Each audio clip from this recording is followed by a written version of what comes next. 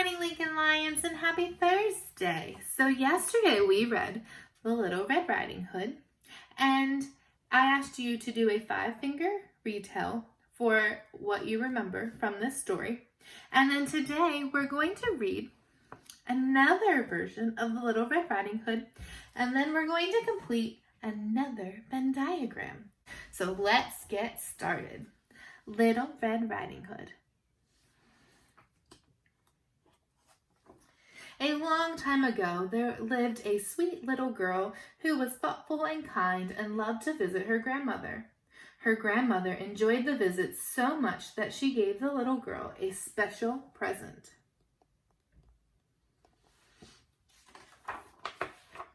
She sewed the girl a wool cape with a hood. It was the girl's favorite color, a wonderful cherry red. The girl liked her cape so much that she wore it everywhere. First, she wore it to the village store.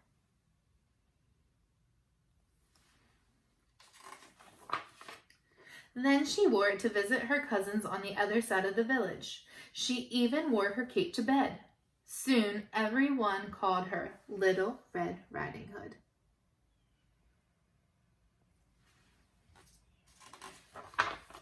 One day, Little Red Riding Hood's mother said, "Your grandmother isn't feeling well."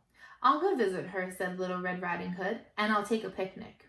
"What a good idea," said Little Red Riding Hood's mother, "and be sure to stay on the path through the woods."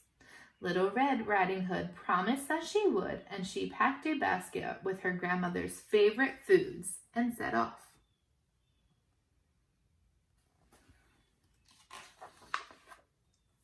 Little Red Riding Hood skipped down a long, winding path, as she always did on her visits, and she was very careful to always stay on the path. After a while, she met a wolf.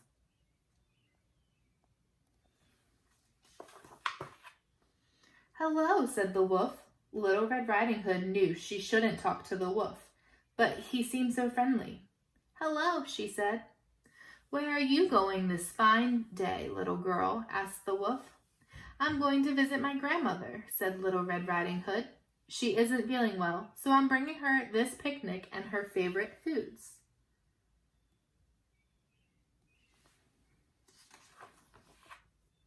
"And where does your grandmother live?" asked the wolf.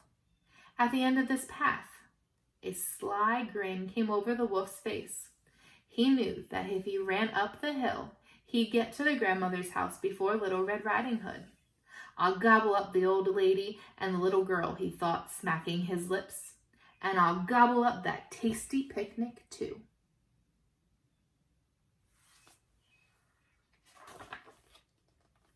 "Look at the flowers growing in the woods," said the crafty wolf. "Why don't you pick some for your grandmother's? Pretty flowers will make her feel even better." "Good idea," said Little Red Riding Hood.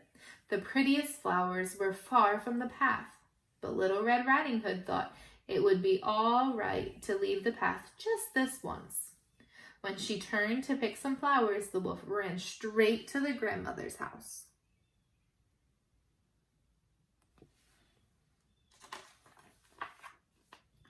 The door was unlocked, so the wolf opened it quietly and crept inside. He tiptoed into the grandmother's bedroom and found her asleep in bed. Suddenly she woke up. When she saw the wolf, she screamed. "Help! Help!" cried Little Red Riding Hood's grandmother.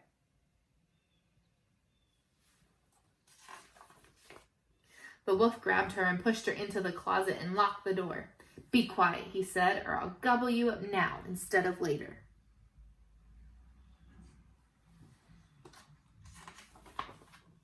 The wolf quickly put on the nightgown and cap. He hopped into the bed and pulled the covers up to his hairy chin.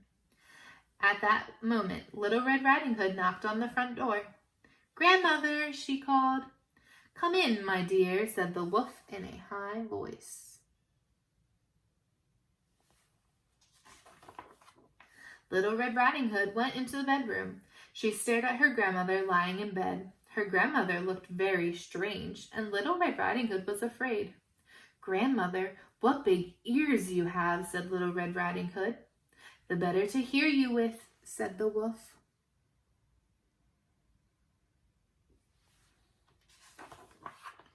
Grandmother, what big eyes you have, said Little Red Riding Hood. The better to see you with, my dear, said the wolf. Grandmother, what big hands you have, said Little Red Riding Hood. The better to hug you with, my dear.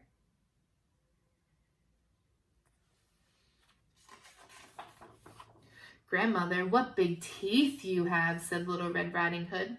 The better to eat you with, cried the wolf. Little Red Riding Hood screamed. This was not her grandmother, it was the wolf.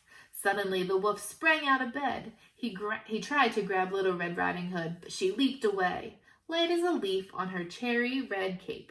The wolf grabbed the air instead.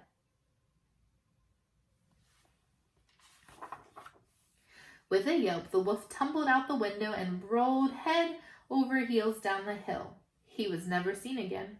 Little Red Riding Hood's grandmother pounded on the closet door. Little Red Riding Hood let her out, and they hugged as tightly as they could. Thank goodness that is over with, said her grandmother. What happened?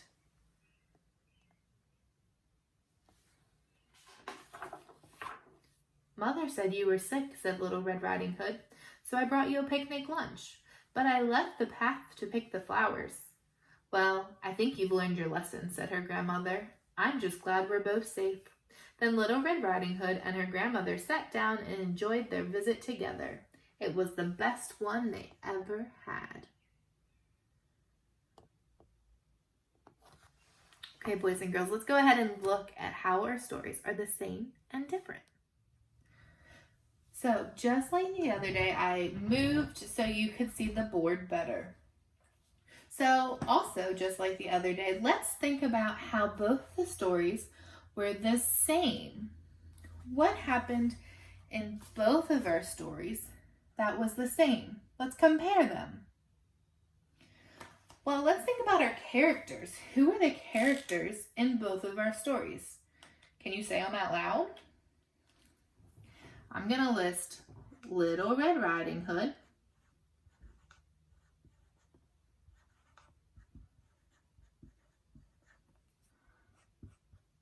Hood, comma, to separate. Who else? I'm going to put Grandma. And our last one was Wolf. Okay, let's think about it. How is the grandma feeling in both of the stories? I'm going to put Grandma didn't feel well. And what's one more thing that was the same in both of the stories? I'm going to put that the girl went through the woods. The girl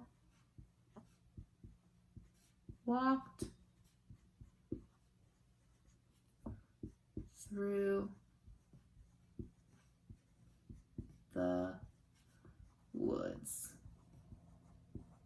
And in the woods then, in both stories, she picked flowers for her grandmother. Now, let's think about this story. What happened in this story that was different from our other story? So we're going to contrast our stories now. Tell how they're different.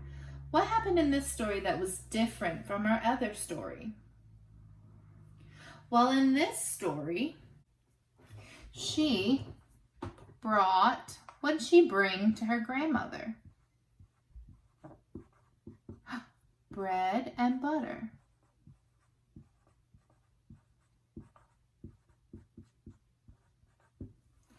Also, in this story, do you remember where the wolf hid the grandmother? He hid her under the bed. Wolf put Grandma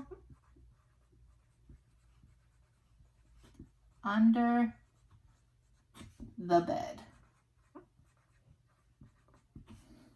And last, let's think about one more thing. How did the wolf get scared away in the story? Because if you think about it, in both the stories, how the wolf left the house was a little different. Do you remember what happened in our first story? Well, I remember that the hunter chased the wolf away. And then they all shared the food together. Now, let's think about this story. Do you remember in this story what Little Red Riding Hood was going to bring to her grandmother? Because it was different in our other story. Well, in this story, she brought what? She brought a picnic to grandmother's house. Now let's think about when the wolf got to the house, where did he put the grandmother in the other book? Did he put her under the bed too? No, the wolf put grandma, where? In the closet.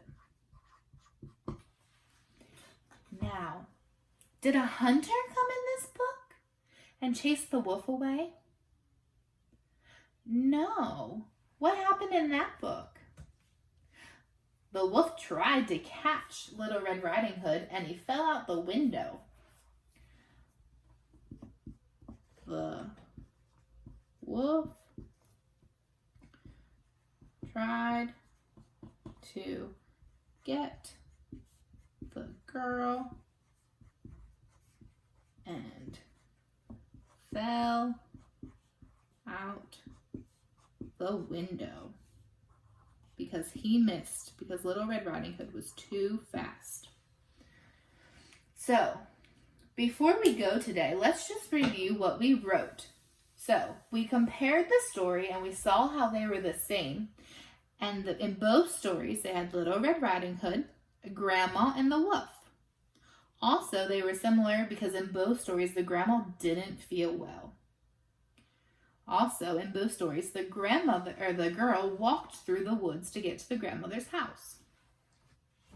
In our first story, in this story, we remembered that she brought bread and butter to the grandmother's house, that the wolf put grandma under the bed, and that the hunter chased the wolf away. And in our other story, this story was different from our first story because the girl brought a picnic to the grandmother. The wolf put grandma in the closet. And the wolf tried to get the girl and ended up falling out of the window.